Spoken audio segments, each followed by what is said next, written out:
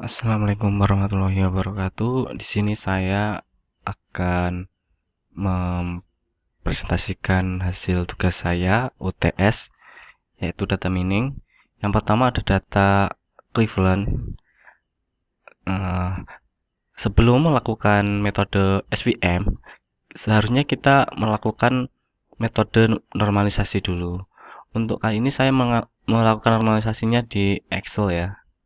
Ya, di Microsoft Excel. Ya, ini.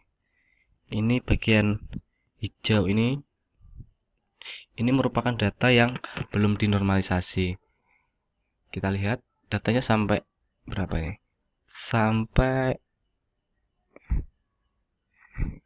298 data. Ya, dan atributnya ada 13. Labelnya ini satu ini. Lalu kita normalisasikan. Oh ya, ini datanya sudah saya normalisasi ya. Jadi biar gampang nanti kita reviewnya. Ini data yang sudah saya normalisasi. Nah, dengan metode min-max yang ini dengan rumus yang pertama ada A2 min A2 sampai A29 dibagi maksimal A2.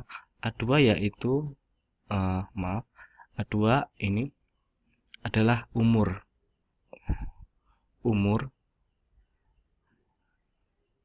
ini, yaitu dari sampai mana tadi? Oh ini ya, umur A2 sampai A29 minimal A2 sampai A29. A298. Maksudnya ini adalah A2 minimal dari A2 yaitu X atas X A2 ini sampai dengan A289 sampai 289 sampai bawah ini yang akan diseleksi oleh ini B. Kita enter coba. Nah, ini hasilnya ini dan seterusnya. Ini. Untuk ini sama, ini juga normalisasi tergantung atributnya. Ini atribut X di sini A, B atau C, D dan seterusnya. Sampai 13 atribut. 1 2 3 4 5 6 7 8 9 10 11 12 13. Kegunaan normalisasi data ini supaya data dapat digunakan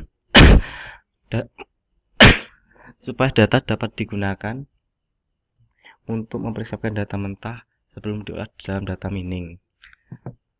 Dan juga normalisasi ini juga dapat untuk mengakuratkan sebuah data yang tentunya data itu sudah ternormalisasi ya. Kalau belum dinormalisasi ya tidak akurat. Hehe. Lanjut, setelah normalisasi kita ada metode dengan ini, menentukan rank atau jarak dengan metode KNN. Seperti tadi ini adalah data yang mentah, data yang belum dinormalisasi tadi. Data awalnya ini ranknya sampai 298. Data ini menunjukkan bahwa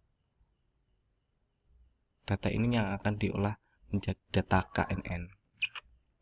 Yang pertama kita menentukan untuk mencari KNN, yang pertama kita menentukan jarak dari range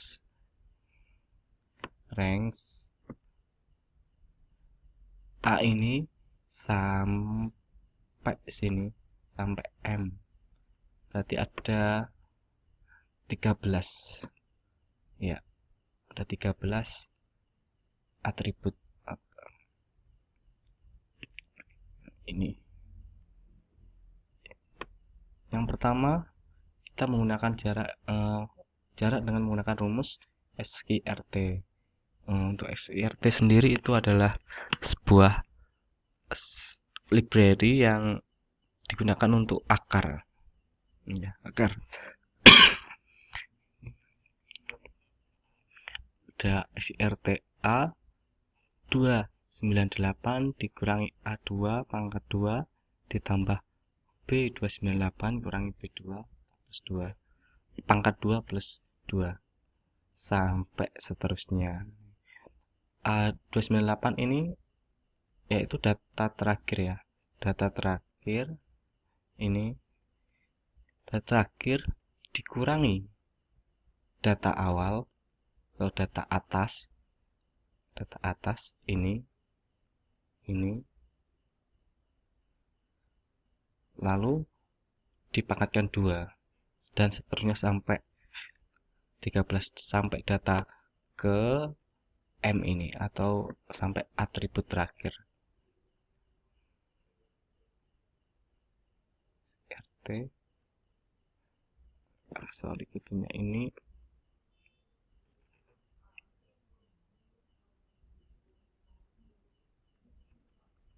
A2 ya, A2. Nah, ini dan ini juga sama, kita tinggal kalau sudah ketemu rumusnya kita tinggal apa nih, cancel, kita tinggal blok aja ini dan sampai akhir nanti otomatis dia mengisi sendiri. Dan setelah jarak kita menentukan range atau rankingnya. Ranking di sini menunjukkan bahwa data ini memiliki urutan, yaitu ada urutan pertama, kedua, ketiga, dan seterusnya. Kita kan tidak tahu mana data yang pertama, kedua, ketiga. Nah, oleh sebab itu kita menggunakan ini rumus range agar mengetahui data tersebut. Dengan rumus sama dengan range P2 adalah jarak ini, P2 jarak titik koma P2 ini A ini sampai dengan P298 dikali titik koma 1.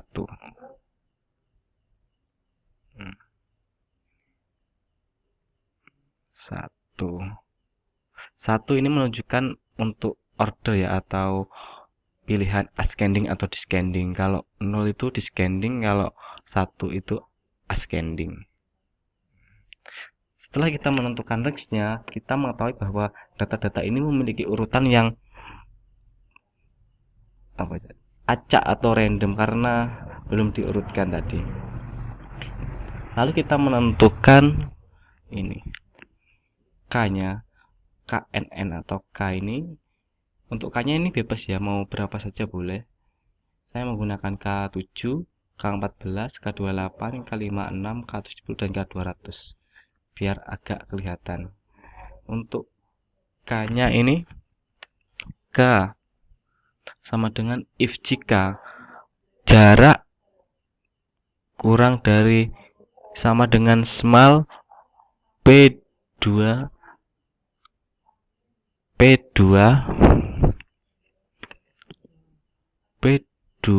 ini jarak sampai P28 lalu ada arraynya untuk K-nya ini 7 tergantung kita ini dan sama dengan terus ada ini N2 ini adalah menentukan kelas ya, kelas. Untuk K-nya tadi bebas ya, kita bisa menggunakan K berapapun, itu opsional, terserah kita. Ini ada K28 ya, rumusnya sama saja. If P2 jarak kurang dari sama dengan terkecil, maka P2 sampai jarak 2 sampai jarak terakhir dan K-nya 28. Nanti kita akan menemukan hasilnya. Hasilnya seperti ini. Seperti aduh, ini. Datanya akan mengisi sendiri tergantung kita mengisi berapa. Ini 28 berarti datanya ini ke bawah ada 28. 1 2 3 4 5 6 7 8 9 10 11 12 13 14 15 16 17 19 20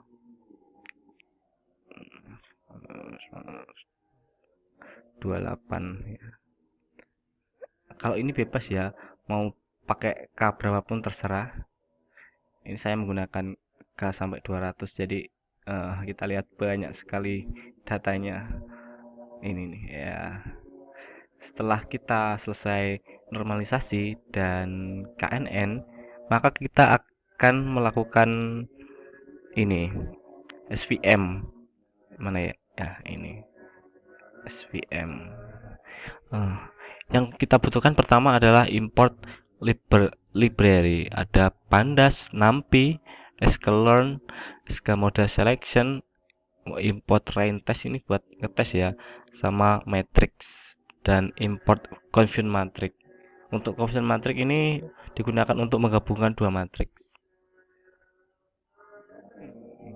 Ya,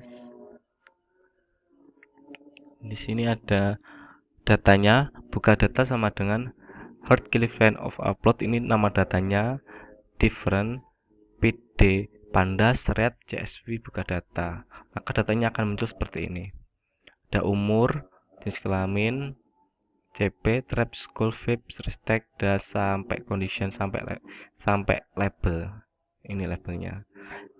Jumlah datanya ada 297, untuk kolomnya ada 14. Yang satu adalah kelas atau label, yang lainnya atribut. Yuk lanjut kita X-array. X-array itu mengubah data ini, data yang mulanya di SV menjadi sebuah array yang nanti dapat digabungkan sama dengan matriks. X atribut sama dengan 1, data 1 sampai 296 untuk indeks, untuk anunya indeksnya indeks. Untuk kolomnya ini 0 dan 13. Kenapa 13? Karena 14 yang satu ini adalah kelas atau label, jadi tidak terhitung gitu. Terus extend test sama dengan extend split atribut test size 0,50 random state. 0,50 ini adalah banyak banyak data yang kita ambil atau menjadi sampel. 0,50 ini anggap saja 50% dari semua data. Kalau kita ganti 0,20, nanti banyak data adalah 20% dari keseluruhan data. Lanjut ke model CFP, model CFC, model fit, extend, instance, predict, model predict, test, print, predict, dan y-test. Ini sekitaran akan muncul seperti ini. Ini data kita dan ini adalah data prediksi kita. Ya. Bisa ditanya lagi untuk bagian ini, atribut ini tidak harus semua data ya. Misal dibagi dua dulu bisa, dibagi tiga mungkin bisa. Untuk kali ini saya menggabungkan langsung semua data saja biar lebih mudah dan cepat. Terus ada matrix confusion matrix. Ini maaf tadi, ini digunakan untuk menghitung true negatif sama false positifnya, bukan untuk menggabungkan dua matrik. Kalau menggabungkan dua matrik itu connected ini loh. Maaf tadi salah asumsi. Dan ini TN true negatif, FP false positif, false negatif, true positif sama dengan matrik.ravel. print PNF FP VNTP akan muncul ini hasil dari ini, dan ini adalah evaluasi klasifikasinya. Ini untuk acceleration, persistent, dan recall. Rumusnya adalah akurasi sama dengan true positif ditambah true negatif dibagi true positif, false positif,